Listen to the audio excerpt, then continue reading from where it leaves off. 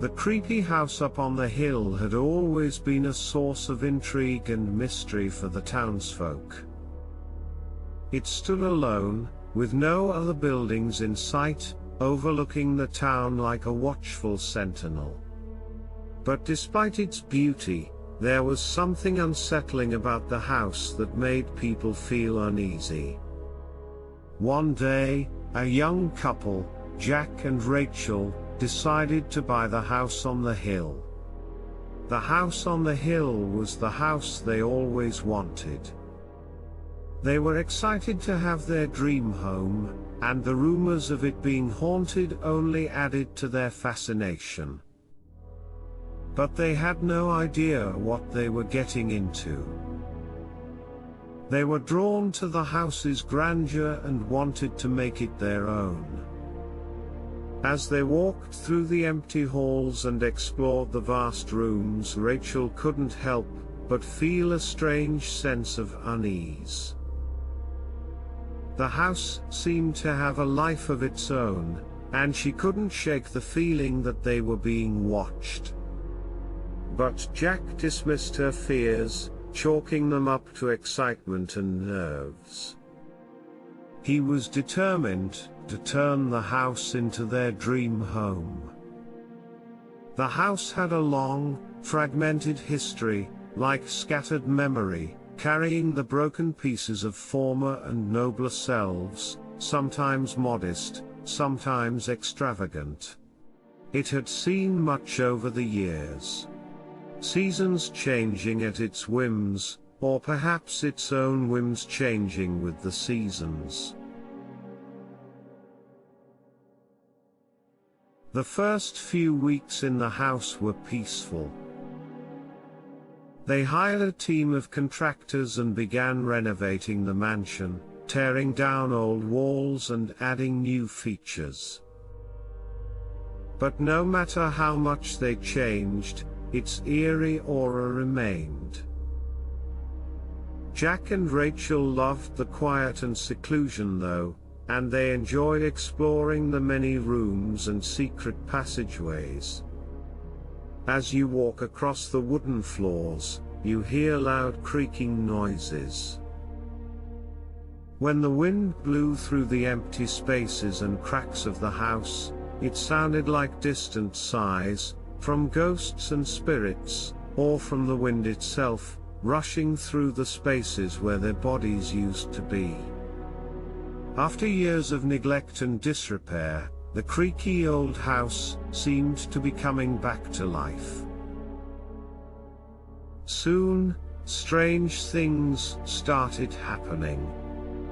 Doors would slam shut on their own, and footsteps could be heard in the hallway at night.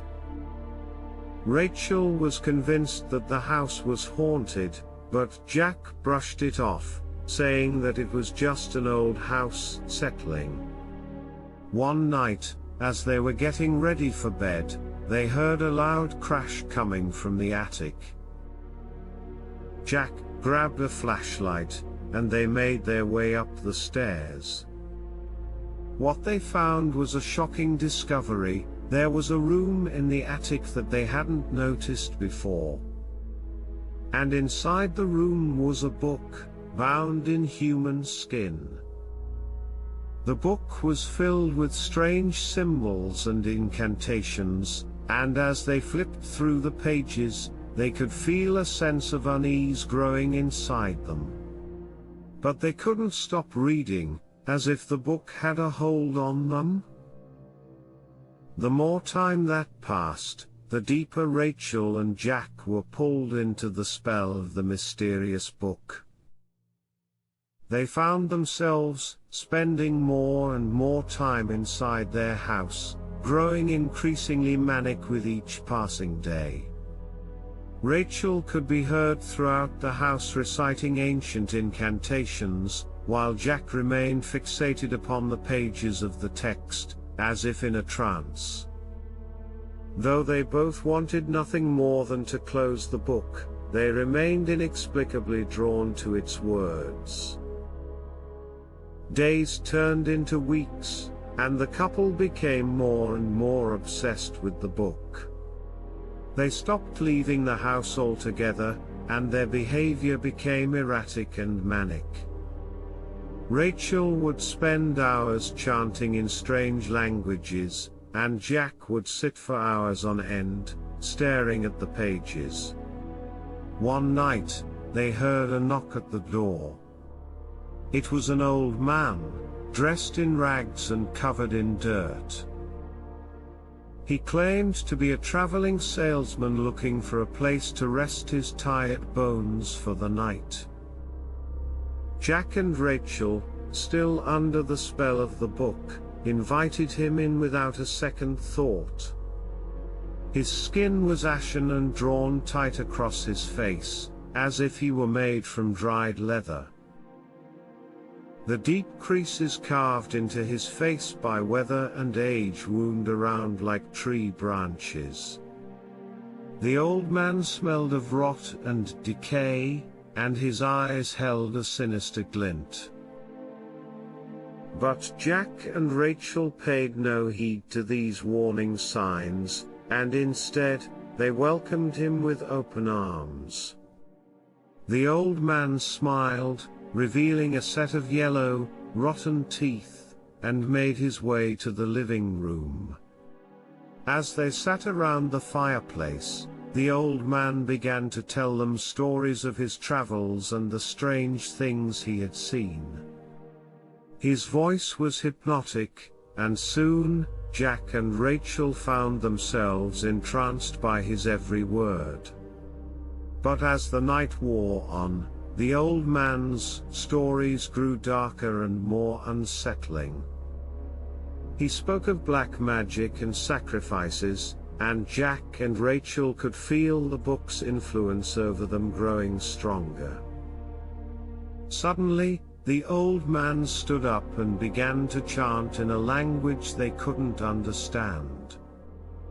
The walls of the house began to shake, and the fire in the fireplace turned a bright shade of green. Jack and Rachel were about to flee in terror, when suddenly the old man revealed with a wicked grin that he was actually a demon, summoned by the incantations in the book. He had come to collect their souls in exchange for the power and knowledge they had gained from the book. Jack and Rachel, terrified, tried to fight back, but the demon's power was too great, and they were consumed by the dark magic they had unleashed. Their bodies fell lifeless to the ground, their souls now eternally bound to the demon. The house on the hill stood silent once again, as it had for so many years before. But now, it held a darker secret, one that would keep the townsfolk at bay for centuries to come. For the creepy house on the hill was no longer just a source of intrigue and mystery, but a place of unspeakable evil, where the souls of those who dared to enter were forever lost to the darkness. The townsfolk were horrified when they found out what had happened to the young couple on the hill. Some say that the house is cursed, and that it will continue to claim the lives of those who dare to enter. But others say that the couple got what they deserved for meddling with forces beyond their understanding. In the end, the creepy house up on the hill remains a mystery, its secrets and horrors hidden away behind closed doors. But one thing is certain, it is a place that should be left alone, lest you too fall victim to its dark powers. Thanks for watching.